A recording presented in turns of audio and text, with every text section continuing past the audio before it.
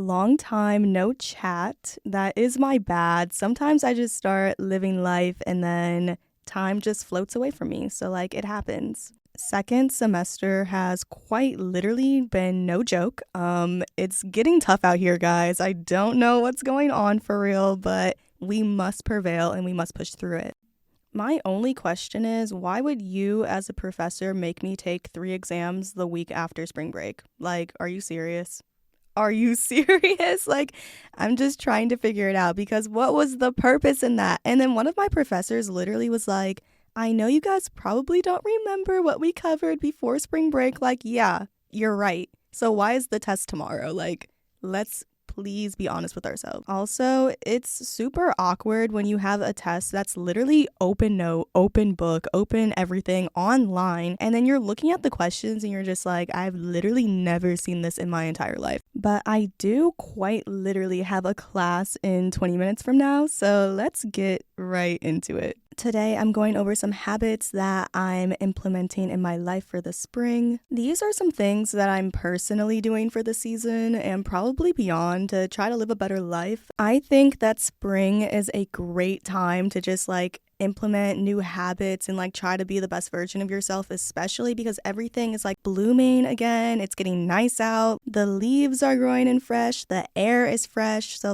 why not make yourself fresh and brand new? So that's kind of the vibe we're on right now. Before I started strictly implementing these habits, life was pretty good. Life was on track. I was doing fine. But now that I'm sticking to it and holding myself accountable, life has definitely been a lot better, a lot more organized. So I'm let me get on here, share this with others, and try to help. The start of the new season really encouraged me to try to be the best version of myself, be productive, focus on my peace and goals and self-concept and just all of that good stuff. Okay, number 1 is dressing nice almost every single day. It's really easy to just put on sweatpants and a sweatshirt and call it a day. I get it, especially if you're a student. The urge is so strong because yeah, but let me tell you something. When you put on nice clothes and a genuine outfit, it honestly really encourages you to get up, go out, and just get to it. When I put on a genuine nice outfit, it makes me be so much more productive because I can't go back to my dorm in the middle of the day and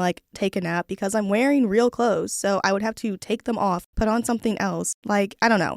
It just makes you go out and do what you need to do. It also encourages me to do my homework somewhere other than my room because I did not put this on for no reason. You guys will see the outfit. I'm sorry. I did have to go to class, but I'm back now to continue the episode. Dressing nice just encourages me to be out and doing things because when I'm in comfortable clothes or I'm wearing an outfit that's super not put together, then it's okay, I'm just going to this class and I'm going right back to my room. And that encourages me to be in my room and not really do anything all day. The main thing is when you look good, you feel good as well. When I'm not put together, it makes me not really want to be around anyone and I tend to self-isolate because it's just I'm not my best self right now and no flash photography, head down, sunglasses on, we'll catch up another day. When I put myself together, I will be together as a whole that day and I'll look good while doing it. So that's on period. Also, when you have to put together a genuine outfit every day, it will make you notice what's actually in your closet that you like to wear. I really try to make myself cycle through my entire closet before I wear an article of clothing I've already worn before again. And then when I choose to wear an article of clothing that I had just worn over something that's in my closet that I haven't touched, that shows me that I don't actually like that clothing item as much as I think I do. And it's time to let it go, to be quite honest. I also do this so I'm not rewashing the same clothes over and over again, so it helps my clothes last longer. The second thing that I'm doing for the spring is scheduling my days in detail. Before I started doing this, I would have an idea of what I was going to do each day, but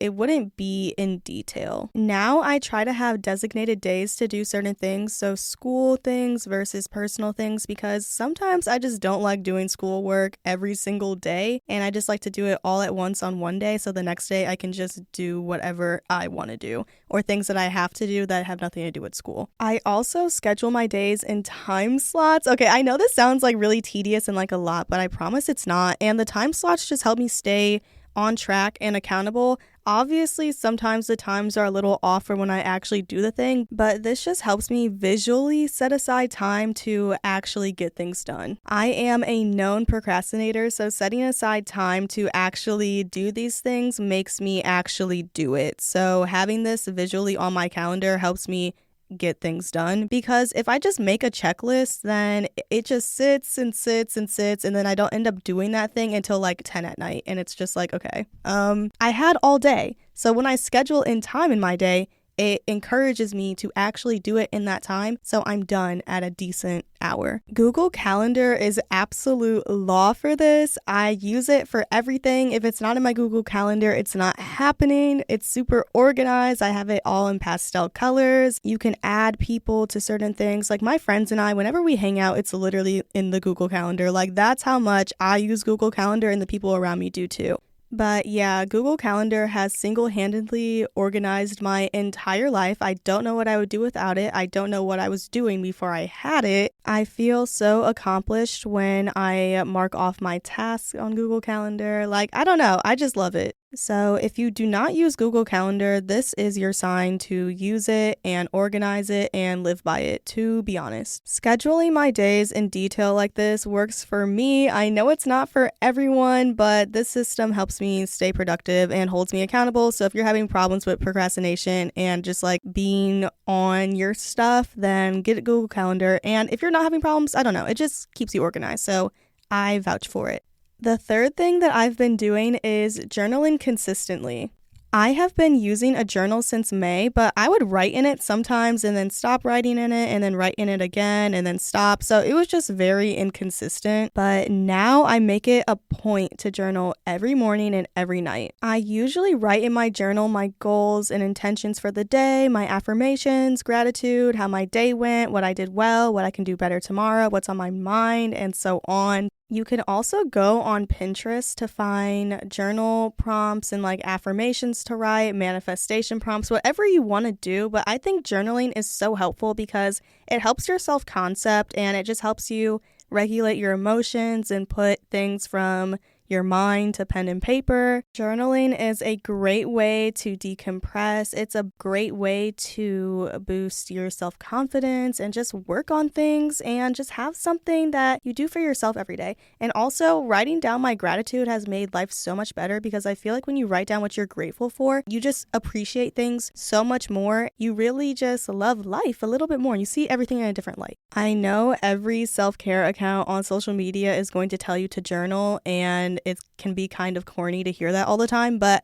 I'm so serious. It does help. It does work wonders. It's also cool just to have written record of how you were feeling on a certain day or what your goals were one day, what you affirmed that day, and just being able to look back at something to see different points in your life. The fourth thing that I've been doing is limiting my social media use. For all of the social media apps on my phone, I have my screen time limited to 20 minutes per day per app. Over spring break, I was on my phone a lot, and then one day I woke up and I just asked myself, I'm like, okay, what is being on social media this much adding to my life? And the answer was literally nothing. I would literally be on social media for so long and then turn it off and not be able to tell you what I just looked at. And that is a problem, and that just showed that there was just no reason for me to be on there, let alone for that long. At first, it was kind of hard to limit my screen time to 20 minutes per app per day because I don't know, I just feel like going on your phone when you're bored is kind of a default, or just being on your phone in general for so long is kind of a default. But then after a while, I just started filling my time with other more valuable things, and now I really don't go on my phone. I know people are going to be doubting me, being like, there's no way you only go on social media 20 minutes a day, but I'm being so serious. You can literally look at my screen time, I promise, and most days I don't even use the full 20 minutes on each app.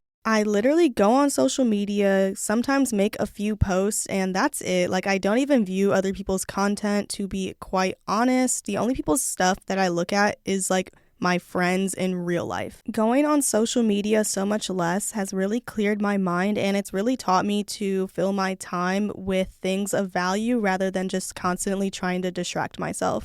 The next thing that I'm doing is I stopped stalling so much. kind of on the same page with procrastination, but it's different in the fact that like I would know that I need to put my clothes in the laundry bin and then I would just be like, I'm gonna do it later. So now when I see something, I do something. If I see my dishes on my table, I'm like, let me just do it now, because what is the point in waiting? Y'all are about to hate me for this one, but another thing is waking up at 5:30 and going to sleep at 10:30. Now hear me out. I feel like when you wake up early and just get started early, you have so much more of your day to do whatever. Because trust and believe, when I wake up at 5:30, I am done with everything I need to do by noon.